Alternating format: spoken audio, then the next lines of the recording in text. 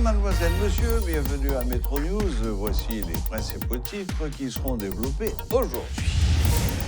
Des habitants de la plaine du cul-de-sac ont marché ce vendredi pour exiger le rétablissement de la sécurité dans le pays. Après 2 semaines d'affrontement entre le gang des 400 Marozo et celui de Chien Méchant, un calme apparent et précaire régnait sur la plaine du cul-de-sac. Selon l'UNICEF, le dernier bilan des affrontements s'élève à 75 morts, 68 blessés, 9000 déplacés, d'après la direction de la promotion civile.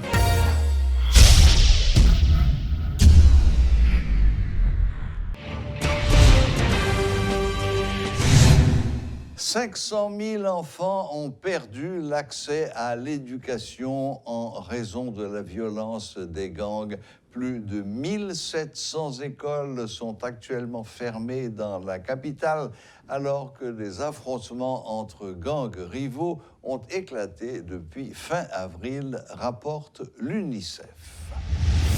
Au moins 75 personnes ont été tuées, 68 autres blessées et 8 disparus parmi la population civile lors d'affrontements entre les gangs 400 Marozo et Chien Méchant ces dernières semaines au nord et au nord-est de Port-au-Prince. La protection civile haïtienne, en collaboration avec le Bureau de la coordination des affaires humanitaires, OCHA, a mis à jour jeudi les données sur les violences entre bandes armées qui ont eu lieu entre le 24 avril et le 3 mai dans les quartiers de la Croix-des-Bouquets, de la plaine du cul-de-sac, à Cité-Soleil et au Bel-Air.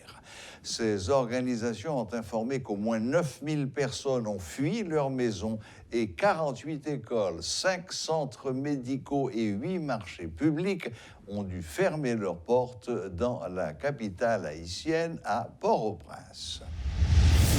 L'expert en question de démocratie, Stanley Lucas, déplore que les obstructions et la mauvaise dynamique qui règne au sein du système judiciaire et perturbé l'avancement de l'enquête sur l'assassinat du président Jovenel Moïse.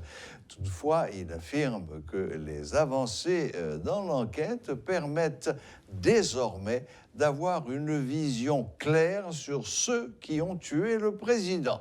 Stanley Lucas n'écarte pas l'hypothèse d'une implication des services secrets américains dans la mort du président Jovenel Moïse. Cependant, il rappelle que les responsables politiques américains ont toujours accordé leur soutien à Jovenel et avaient peu à gagner dans sa mort.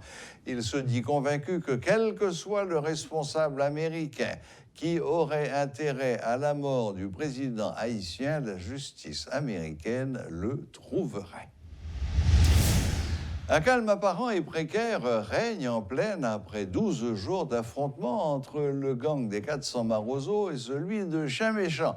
L'inquiétude règne, même si l'on observe le retour de certains réfugiés. La circulation a repris, mais les écoles n'ont pas rouvert leurs portes. De retour dans la zone, les membres du gang Chien Méchant ont commencé à faire la chasse à ceux qui ont collaboré avec leurs rivaux des 400 Marozo. La coalition nationale des organisations pour l'inclusion des personnes handicapées dénonce le kidnapping de 2 membres du personnel du bureau de la secrétaire d'État à l'intégration des personnes handicapées. Cette structure réclame leur libération immédiate dans une note publique le 4 mai dernier.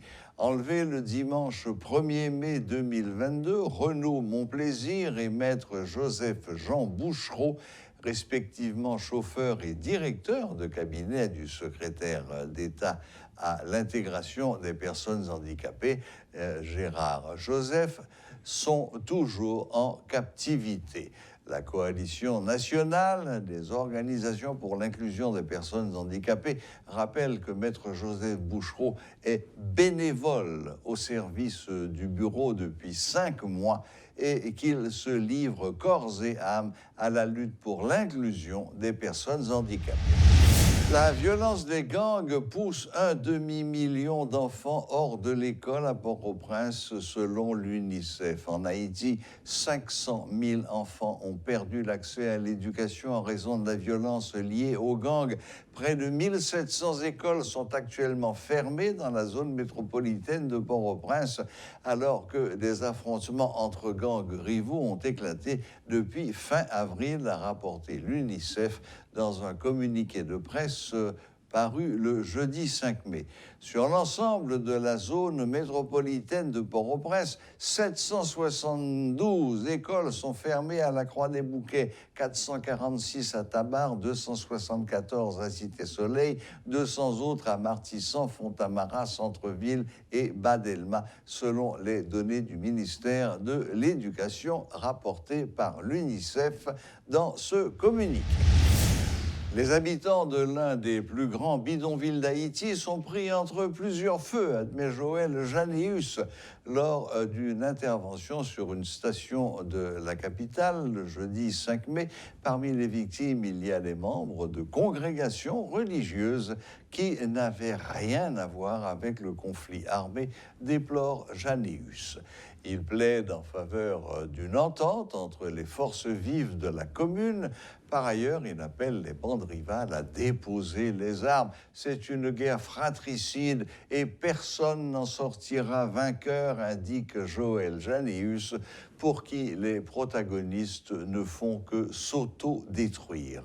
Joël Janéus invite également les autorités à assumer leurs responsabilités. Nous avons besoin de l'assistance de l'État à tous les niveaux, a-t-il déclaré. Voilà, la boucle est bouclée. Merci de nous rester fidèles. Excellent week-end à toutes et à tous et à la prochaine, même heure, même chaîne.